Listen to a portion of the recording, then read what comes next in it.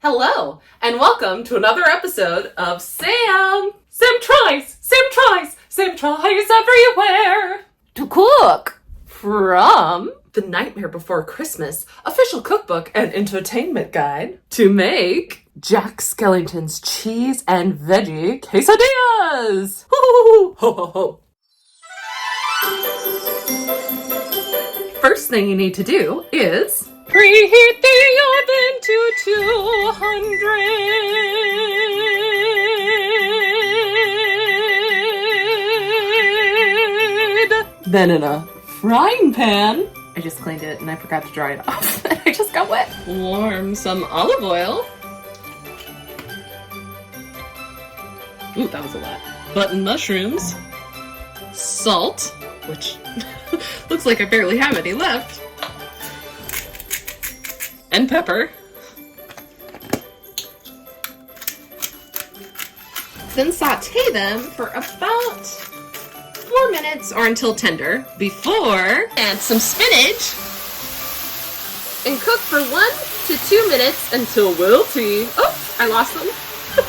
Once it's wilty, you should transfer it to a bowl. But I'm lazy, so I'm just going to transfer it off of the heat. Now for the fun part. You're going to take a tortilla and cut out Jack's face. I think I did pretty good. That looks like Jack. The eyes could be a bit rounder versus pointy, but you know, A for effort. Now take a pan, put a little bit of olive oil on it. I'm towards the end of my bottle and I think that's why it keeps spurting out a lot, so let's just do the cap first. Oh, there we go. Perfect. Rub it around. Then put your bottom tortilla down. Now put 2 tablespoons of Jack cheese, or pepper jack cheese. I have grape Jack. Sorry, I'm having trouble reading that word.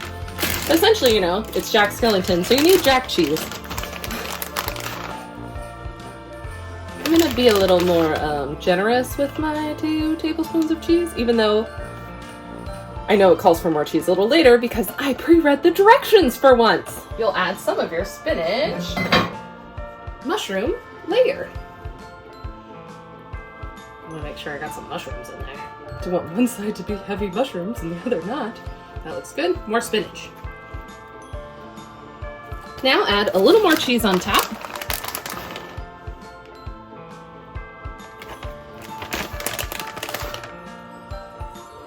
And put your Jack Skellington face on top.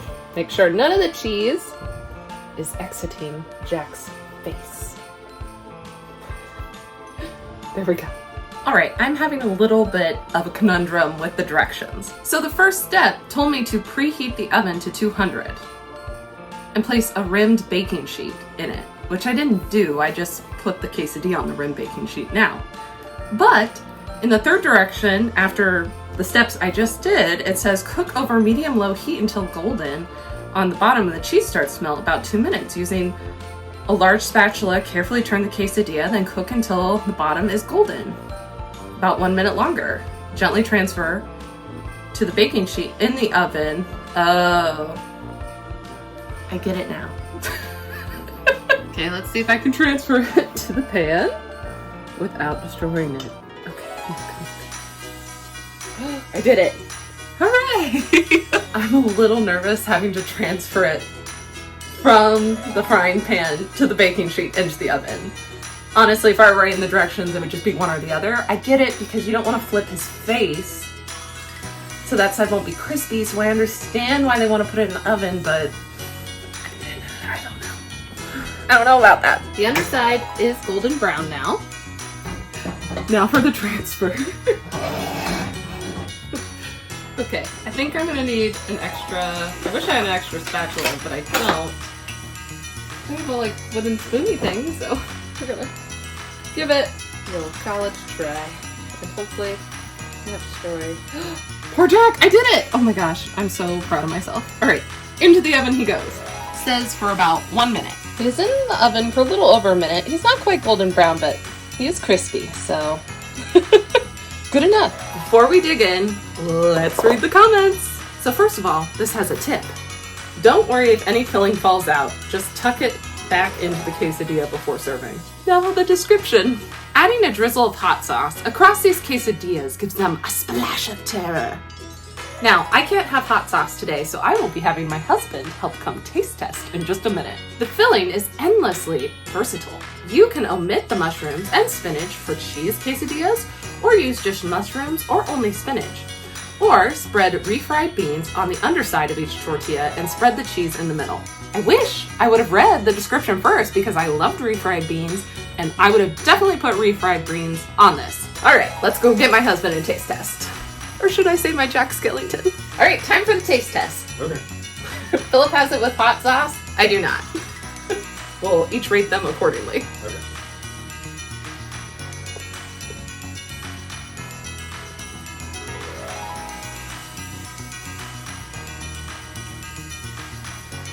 It's solid. I don't know. I tend, when I make quesadillas, to have more veggies in it and a lot more flavoring than just salt and pepper. So it's a little bland, but it's good for what it is.